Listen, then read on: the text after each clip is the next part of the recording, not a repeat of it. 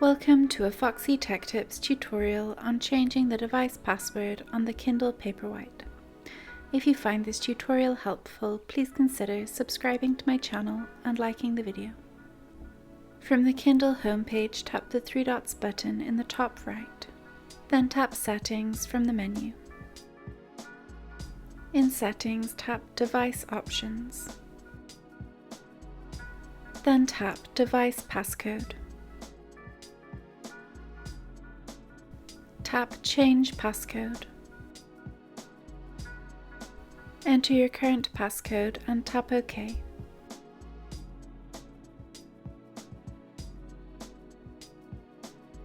Then enter your new passcode and enter it again to confirm it, and then tap OK.